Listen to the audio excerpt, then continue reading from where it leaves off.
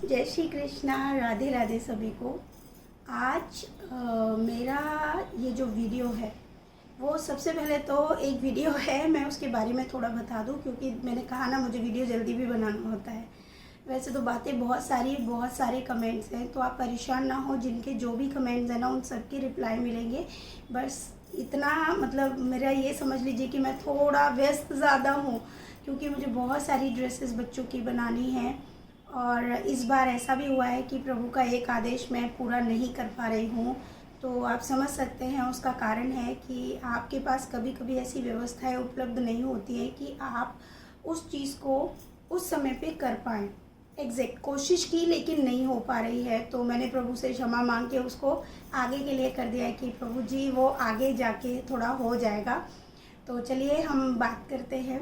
आज अभी जो मैं ये जो बात करना चाह रही हूँ या ये जो मेरा पहला स्टार्टिंग पॉइंट टॉपिक है वो एक एक भक्त हैं, उन्हीं का है। उन्होंने मैंने जो बांके बिहारी जी और लड्डू गोपाल जी की जो लीला बताई थी उसमें उन्होंने लिखा है कि प्रभु कभी संशय मतलब प्रभु अंतर नहीं बताते और कभी भक्त को दुविधा में नहीं रखते। ये कैसा संशय है कि लड्डू गोपाल और बांके बिहारी जी तो एक ही हैं। देखिए, सबसे पहले तो आप ये समझ जाइए कि लीला का मतलब ही ये होता है। ये प्रभु की इच्छा है कि प्रभु को आपको ये समझाने की ज़रूरत है। अब मान लीजिए, देखिए मैं इसके लिए पहले एक उदाहरण दे देती हूँ। सभी जानते हैं बांके बिहारी जी, लड्डू गोपाल, जगन्नाथ जी, द्वारिकाधीश जी, उडुपी कृष्ण, ये सब एक ही हैं। जब सब सिर्फ एक ही हैं तो अलग अलग नाम क्यों हैं? सोच के देखिएगा, विचार कीजिएगा। सब अलग अलग क्यों हैं? सब अलग अलग रूपों में हैं। ये सब कुछ लीलाएं ही थी। जैसे नारायण जी ने जगन्नाथ जी की जो लीला थी उसको अलग से लोगों को दिखाने की चेष्टा की, तभी तो प्रभु जगन्नाथ जी मतलब उस रूप में वहाँ पे विराजित हुए। वैसे ही बांके बिहारी जी की भी एक अलग स्टोरी है।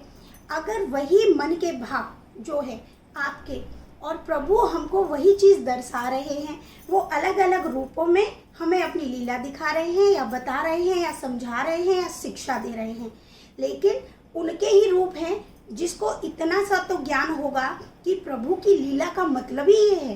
क्या प्रभु आपको विराट रूप दिखा देंगे? कभी नहीं। उसके लायक तो कोई बना ही नहीं, मुझे तो ऐसा ही लगता है, क्योंकि उसको पाने के लिए आपको न जाने कितने तप करने पड़ेंगे, आपको वहाँ तक पहुँचना पड़ेगा। पहुँच भी सकते हैं भैया, मैं इसके लिए भी पहले ही बोल देती हूँ। कोई कहे नहीं नहीं मैं मेरे को मिल जाएंगे, ठीक है, बहुत अच्छी बात है कि प्रभु आपको उस रूप में प्राप्त हो जाए। सबसे पहले तो लीला का मतलब ये समझिए प्रभु के ऊपर है कि वो आपको क्या दिखाना चाहते हैं, क्या बताना चाहते हैं। तो आप पहले ये समझ जाइए कि लीला इसी को बोलते हैं। आपको स्पष्ट रूप में प्रभु कुछ नहीं बताएंगे। अगर आपको बता रहे हैं, आपको अगर लीला का मतलब ही नहीं समझ में आ रहा है तो देखिए मैं इसमें कुछ नहीं करती हूँ, उसके लिए मैं क्षमा मांग सकती हूँ। और हाँ, मेरी वीडियोस का जो भी टॉपिक्स होता है वो शिक्षाप्रद होता है। अब उन्होंने एक और चीज़ कही कि ये सब मन के विचार है जो लीला है। बिल्कुल सही कहा आपने। प्रभु आपको कैसे प्राप्त होंगे, मुझे इसका आंसर भी चाहिए। कैसे प्राप्त होंगे? आपके भाव से। भाव का मतलब क्या है? मन के विचार। मन में उत्पन्न भाव ही विचारों में बदल जाते हैं। उन्हीं को हम सोचते हैं, उन्हीं को हम मानते हैं और उन्हीं भाव से हम प्रभु को पूजते हैं। और जब यही भाव हम प्रभु तक लेके जाते हैं तब प्रभु हमें दिखने लगते हैं। प्रभु हमें, अब ये आपके ऊपर डिपेंड करता है कि आपके विचार कितने हाई हैं, आप प्रभु को लेकर कितना सोच सकते हैं, आपके चित्त में प्रभु कितने विराजमान हैं। मैंने तो सुना है और मैं बहुत कुछ पढ़ती भी हूँ, बहुत कुछ सुनती भी हूँ। मतलब ऐसा नहीं है कि मैं जानने की कोशिश, क्योंकि हर किसी में जिज्ञासा है प्रभु को पाने की, प्रभु को देखने की, प्रभु के बारे में पता करने की।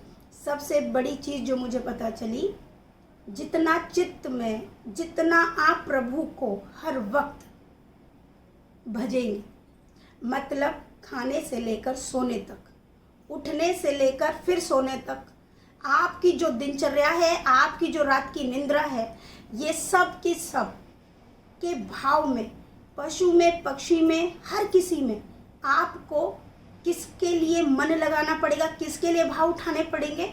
अपने इष्ट के लिए, जिसको आप मानते हैं।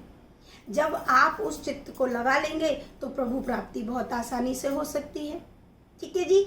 तो इस बात को ये ना कहें कि ये मन के विचारों से बिल्कुल सत्य है। मन के विचारों के बिना आप जीवन में कुछ नहीं कर सकते। प्रभु प्राप्ति तो कभी नहीं हो सकती, क्योंकि मन में जब तक प्रभु विराजमान नहीं होंगे आप कैसे प्राप्त करने की कोशिश करेंगे। और आज का जो टॉपिक है या आज की जो लीला है, देखिए उस लीला को मैं स्पष्ट रूप में नहीं बताऊंगी। जिसे समझना हो वो समझे, और जिसे समझ ना आए वो प्लीज़ इस वीडियो को स्किप कर दे, क्योंकि मेरा किसी पे फोर्स तो है नहीं, और ना ही मैंने कभी किसी से कहा है कि आप मेरे वीडियोस को देखिए। आप इस चीज़ को मैं इसलिए बोलना चाह रही हूँ क्योंकि अगर स्वयं यहाँ पर बैठकर प्रभु आ जाए अचानक से, मान लीजिए, और प्रभु इंसान को ये समझाने की कोशिश करे कि देखो जीवन को ऐसे जीना चाहिए, ये मैं ही हूँ और मैं जो बता रहा हूँ वो सत्य सत्य है, तो वहाँ पर भी ऐसे बहुत से व्यक्तित्व तो आ जाएंगे जो प्रभु को भी नकार देंगे। क्योंकि वो क्या चाहेंगे प्रभु से, आप सोचिए, चमत्कार दिखाइए, जादू करके दिखाइए आप।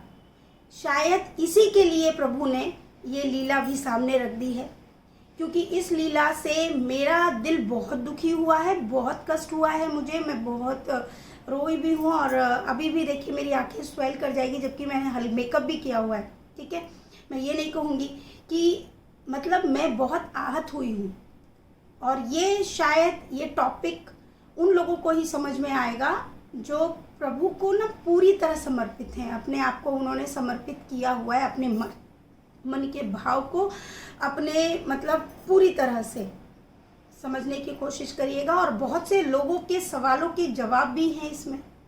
ठीक है, तो शुरू करते हैं। कहाँ से कैसे ये जो भी चीज़ें आ रही हैं मेरे समक्ष, मैं तो सच बताऊं, कभी कभी तो मैं ये सोच लेती हूँ कि प्रभु नहीं बताना है, और मुझे बहुत कष्ट हो जाता है। सच बात है, मुझे अभी बताने में भी कष्ट हो रहा है। और मैं सच में पहले ही बता चुकी हूँ कि मैं बहुत इमोशनल हूँ और मुझे बहुत जल्दी रोना आता है, और मैं इसीलिए ना ये रोने वाले चीज़ों से थोड़ा दूरी रहने की कोशिश करती हूँ, क्योंकि प्रभु के सामने ही अब रोना चाहती हूँ और कहीं नहीं। ठीक है, चलिए, लेकिन फिर भी ये चीज़ें आज मतलब इतना भावुक, मैंने तो प्रभु से प्रार्थना की कि आप ऐसे भावुक चीज़ें मेरे समक्ष ना लाएं, और क्योंकि मुझे तकलीफ हो जाती है, सीधी सी बात। किसी को हो या ना हो पता नहीं, लोगों की सोच को बदलने के लिए प्रभु भी यहाँ पे अवतरित होकर आए हैं इस मृत्यु लोक पर, तब व्यक्तित्व नहीं बदले, सीधी सी बात है। तो मैं अगर ये कहूँ कि मेरी लीलाओं से किसी पे फर्क पड़ने वाला है तो भी मैं नहीं जानती, लेकिन हाँ, शायद मैं ये जो बता रही हूँ प्रभु इच्छा से ही बता रही हूँ। अगर प्रभु न चाहते तो शायद वो अब तक ये मेरे समक्ष ना आती। ठीक है, मेरे परिवार में जब ये चीज़ें सुनते हैं तो तकलीफ भी होती है, और बहुत से लोग ऐसे भी हैं। देखिए, विश्वास कौन करता है, संत को संत नज़र आते हैं। ठीक है, भक्त को भक्त नज़र आते हैं, चोर को चोर नज़र आते हैं, शराबी को शराबी नज़र आते हैं। ये एक फैक्ट होता है। जैसे हमारे मन के भाव होते हैं, हम सामने वाले व्यक्तित्व को वैसा ही जज करते हैं। ये सबसे बड़ी सोच है, और कृष्ण भक्त की सबसे बड़ी पहचान ये है कि उनको कभी किसी में बुराई नज़र नहीं आती। हाँ, उन्हें कोई चीज़ बुरी लगती है तो भगवान कृष्ण ने स्वयं कहा है कि कौन क्या कर रहा है, कैसे कर रहा है, जिस दिन तुम ये सोचना बंद कर दोगे आप सुखी हो जाओगे। आप क्या करते हो, आपके अंदर क्या कमियां हैं, आप उनको ढूंढना शुरू करें। राइट, ये फैक्ट है जो स्वयं प्रभु कहते हैं। चलिए, हम आगे की बात अब शुरू कर देते हैं, क्योंकि ये जो विचार हैं वो ऐसे हैं। अब यहाँ पर मेरे जो विचार हैं, मैं यहाँ क्यों बोलती हूँ, क्योंकि मैंने कभी किसी को फोर्स नहीं करना चाहा। जिसको अच्छा लगे आप देखिए, नहीं अच्छा लगे ना देखिए।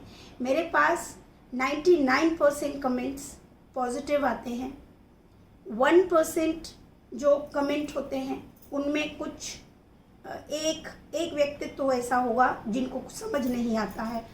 तो मैं तो चाहती हूँ कि वो 1% भी ना आए।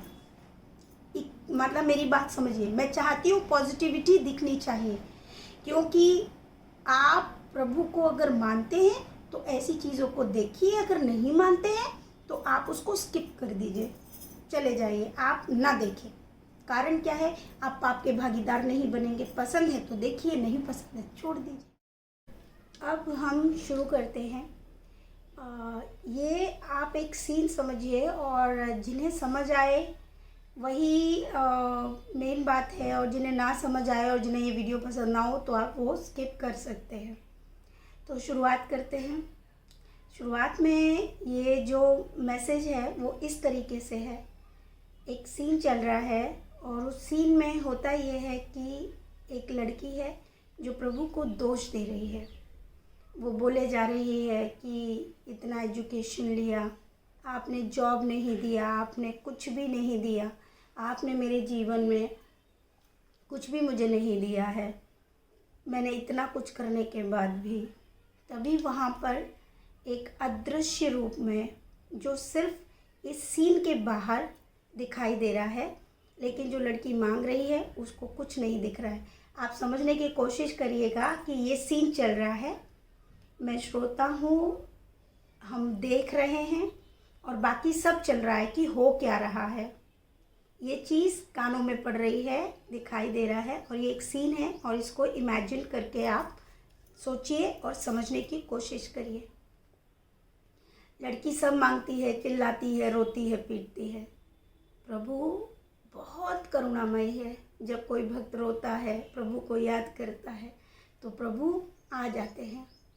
और प्रभु कैसे आए हैं? अदृश्य में, जो उसको नहीं दिख रहे हैं। उसको नौकरी मिल जाती है, अचानक से क्या दिखता है, उसको टाई लग जाती है, उसकी शर्ट बदल जाती है, उसका स्टैंडर्ड जो है बिल्कुल चेंज हो जाता है। और वो लड़की ये सब पाने के बाद ध्यान भी नहीं देती और वहाँ से चली जाती है। और प्रभु वहाँ पर क्या करते हैं, सोच के देखिए। प्रभु वहीं पे हैं, प्रभु वहाँ पर बैठे हुए हैं, इंतज़ार कर रहे हैं कि मुझे बुलाया था, मुझे यहाँ पे सब मिल गया, लेकिन धन्यवाद तक नहीं मिला। आगे का सीन देखिए। तभी देखते हैं कि एक और कोई है भक्त जो चिल्लाए जा रहा है, आपने कुछ नहीं दिया मुझे, गाड़ी नहीं दी मुझे, बंगला नहीं दिया मुझे, घर नहीं दिया मुझे, हमेशा परेशान किया, पता नहीं क्या क्या। प्रभु वहाँ भी अदृश्य रूप में आते हैं एक जगह पे और आशीर्वाद देते हैं, लेकिन उस व्यक्ति को नहीं पता है प्रभु वहीं पर हैं। उसको एक घर मिलता है, उसको एक गाड़ी मिलती है, प्रभु वहीं है, वो सब पा लेता है। और ये सब पाते हुए वो चला जाता है, लेकिन कोई प्रभु को धन्यवाद नहीं देता, उनको वहाँ से जाने के लिए नहीं बोलता। जाने से मतलब है उनको विराजमान होने के लिए नहीं बोलता, कुछ नहीं बोलते। प्रभु एक जगह बैठ जाते हैं, बहुत दुखी हैं वो। ऐसे ही एक और आता है, अपनी फ्रस्ट्रेशन निकालते हैं भगवान पे, तुम क्या हो, तुमने क्या किया है। प्रभु तो करुणामयी है, वो फिर पहुंच जाते हैं और फिर बोलते हैं।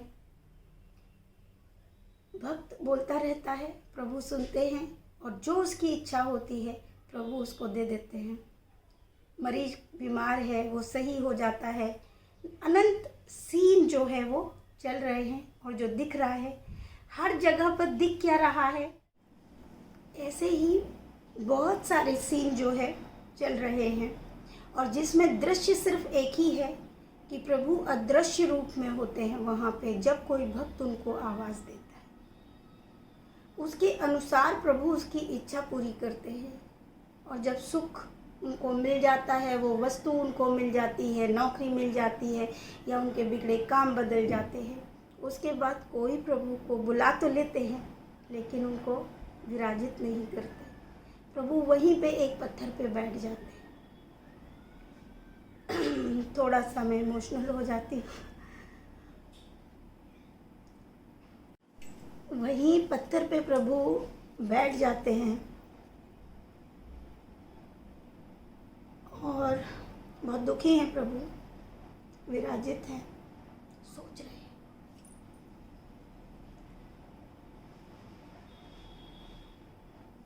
ये उनकी प्रतिक्रिया है।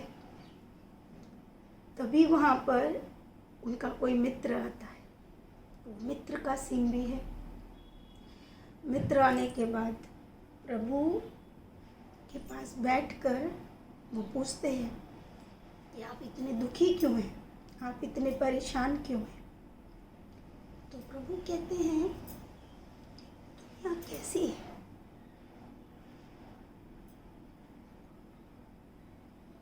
मैंने दुनिया को बनाया, मैंने सब कुछ दिया दुनिया में, मैंने वो भी देने की चेष्टा की जो उनके कर्म और उनके भाग्यों में नहीं थे।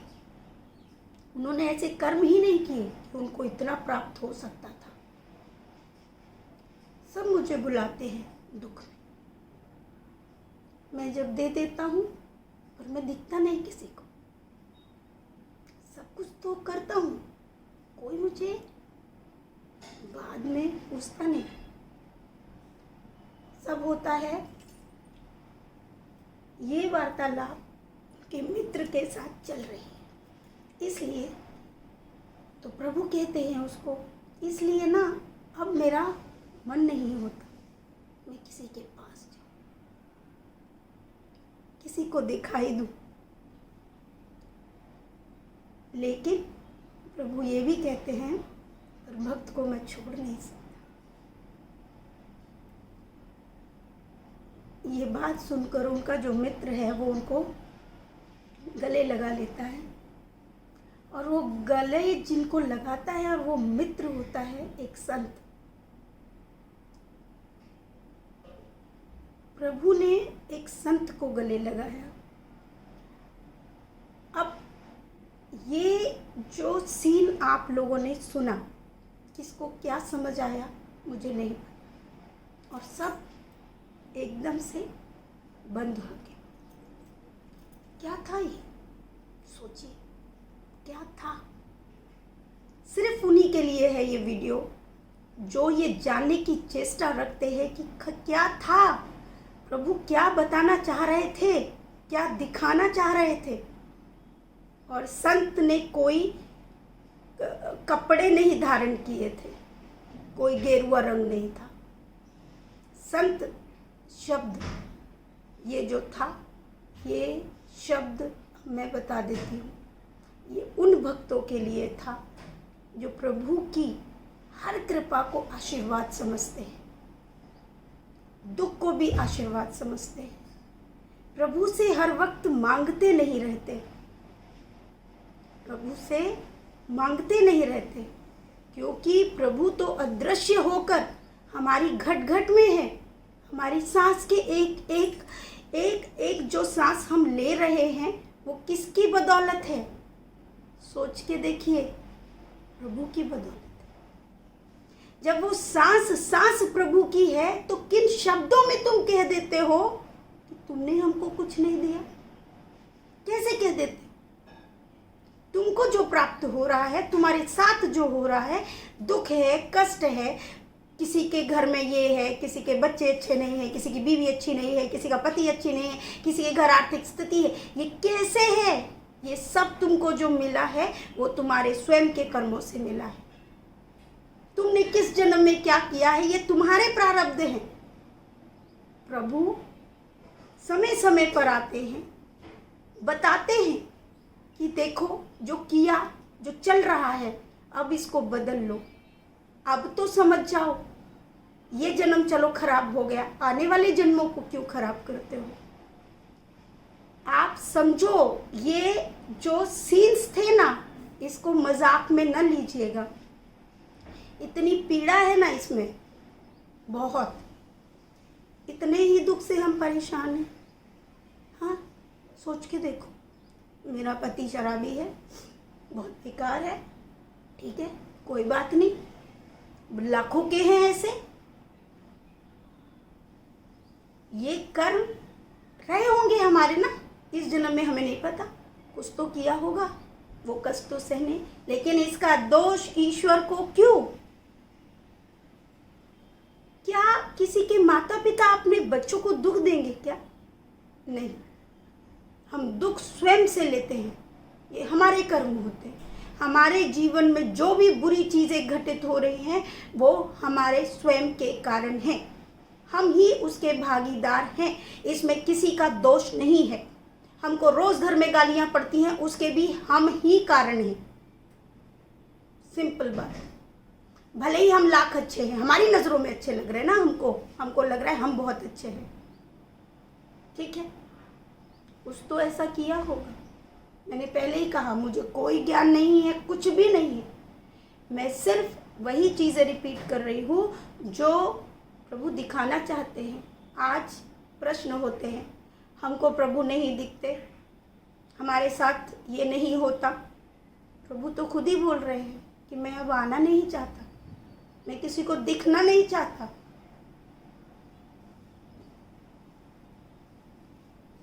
अब चित्त में डालो प्रभु को, आओ, कैसे पाना है अब सोचो, आपके सामने आ गया, आपके सवालों के जवाब हैं। अब कैसे प्रभु को पाना है? अपने अंदर से इस चीज़ को मिटाओ। पहले सबको मिटाना होगा। मैं भी आती हूँ, मैं कभी आप लोगों से अपने आप को अलग नहीं करती। हमने बहुत गलतियाँ की हैं जी, उन गलतियों को बदलने का समय है। बदलो, पूरी तरह बदलो। और प्रभु को कष्ट देने का हमारा कोई हक बनता ही नहीं।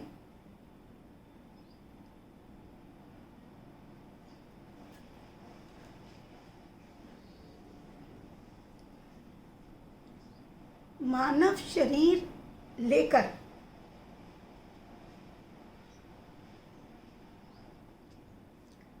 हम प्रभु को दोष दे रहे हैं। एक सच्चा भक्त ना अब दोष नहीं देगा। जिन्हें ये बात समझ आई होगी, कितने ही कष्ट मिल जाए, मैं कहती हूँ हथियार लेके कोई हमारे गले पे खड़ा है तो भी प्रभु को दोष नहीं। एक सच्चा भक्त यही करेगा। और आज मुझे समझ में आया, कष्ट में रहेंगे तो प्रभु को पा लेंगे। सुख में रहेंगे कैसे पाएंगे? क्योंकि हम तो उनको धन्यवाद तक नहीं देते, उनको अपने घर में विराज तक नहीं करते, उनको मतलब उनको स्थापित तक नहीं करते। हम प्रभु को लाकर रख देते हैं कोनों में, पूछते तक नहीं। सालों में उनको एक वस्त्र पहना देते हैं और सोचते हैं हमने बहुत बड़ा काम किया। भोग के नाम पर हम इतना सा उनके सामने भोग रख देते हैं और फिर कहते हैं हमने भोग दिया। प्रभु को कितने भोग की जरूरत है आप सोचिए, अगर आप सच में प्रेम करते। प्रभु है, मेरा बच्चा है, इसका पेट भरना चाहिए, इतना भोजन दो। जिस दिन तुम्हारे मन में ये भाव आ जाएगा ना, आप समझ जाओगे, थाली भर के दो। इतना खाएगा मेरा बच्चा, मेरा स्वयं का बच्चा जब इतना खाता है तो मेरा लड्डू कैसे नहीं खाएगा? ये भाव कैसे आएंगे? खुद आपको उत्पन्न करनी है। देखिए, मैं इमोशनल हूँ, मैं बार बार बोल रही हूँ। मेरे इस वीडियो से कुछ और समझने की चेष्टा न कीजिएगा। मैं बहुत इमोशनल हूँ और प्रभु से रिलेटेड जब कोई इस तरह की चीज़ मेरे सामने आती है, मैंने तो प्रार्थना की है कि ऐसे दुख और जिसमें मेरे प्रभु को पीड़ा नजर आए, वो चीज़ मेरे सामने ना आए। और ना ही मैं ऐसा संदेश आगे देना चाहूँगी, किसी को भी नहीं, कोई संदेश नहीं, क्योंकि मेरे अंदर ताकत नहीं।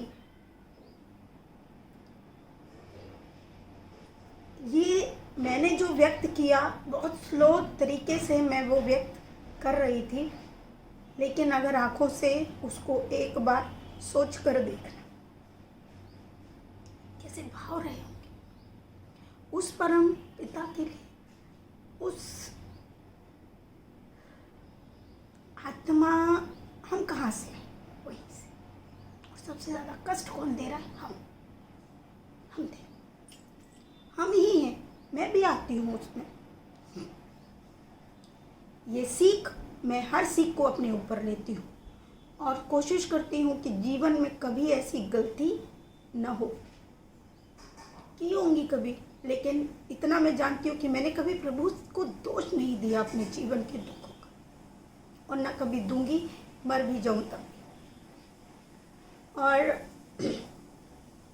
इतना समझ लीजिए, सुख में हम बसते नहीं हैं शायद, इसीलिए प्रभु ना जो अपने प्रिय भक्त होते हैं उनको खोना नहीं चाहते हैं। बहुत कुछ देकर अगर दे देंगे तो वो अपने भक्तों को खो देंगे, क्योंकि ये चोला तो ख़त्म होने वाला है, ये शरीर तो चला जाएगा ना। ये बड़ी बात, ये कहाँ रहने वाला है, जाने वाला है, हमको तो उन्हीं से मिलना है। फिर तो थोड़ा सा मन विचलित हो गया है, और इसलिए वीडियो का मैं आप सब प्रभु को जब प्रेम करो ना, सवाल जवाब साइड में कर दो, प्रेम करो पूरी तरह से। गर्मी लग रही होगी, भूख लगी होगी, प्यास लगी होगी, इतना भोजन दे दो खाने को, कर सकते हो करो। तुमको कुछ नहीं मिल रहा ना, क्यों मांग रहे हो, ये है ना अपने पास, बहुत है, करना है और करना है, सबके लिए करो। आपके पास है किसी दीन के लिए कुछ करने के लिए तो कर दो, नहीं है हैसियत मत करो। इतना सा लड्डू है, इतना है, इतना है, कितना भी, प्राण तो उतने ही, भूख तो उतनी ही लगती होगी, प्रेम तो उतना ही कर सकते हैं। फिर सब बदला हुआ क्यों, ऐसा नहीं होना चाहिए। किसने क्या किया इस बात पे ध्यान मत दीजिए, हम क्या कर रहे हैं ये मोस्ट इम्पॉर्टेंट है। और जो दूसरों के लिए ये सोच रहे होते हैं कि तुम ये, तुम वो, तुम ये, यकीन मानो उनको तो डिक्शनरी से ना ऐसे निकाल के साइड में रख दो, यहाँ से सुनो, यहाँ से निकाल दो, क्योंकि कृष्ण भक्त को ऐसा ही होना चाहिए। उस पर बुराई करने वालों का कोई असर नहीं होता, वो किसी से अपेक्षाएं नहीं करता, वो दूसरों के लिए सिर्फ अच्छा कर सकता है। उसके लिए अच्छाई और बुराई दोनों ही, मतलब उसके लिए कोई मान्यताएं नहीं रखती। वो कभी भी ये नहीं सोचता कि मुझे इस व्यक्ति से इतना फला एक भी स्वार्थ है, नहीं होना चाहिए। और जहाँ ये स्वार्थ खत्म हो जाएगा, यकीन मानिए प्रभु तो अपने पास ही है, हृदय में ही वास करते हैं, बस उस हृदय को पकड़ के रखना है। खुश रहिए, बहुत अच्छे से खूब सेवा करिए जितना कर सकते हैं। खाना रूखा हो सूखा हो वैसे ही खिलाओ जैसे अपने बच्चों को खिलाते हो।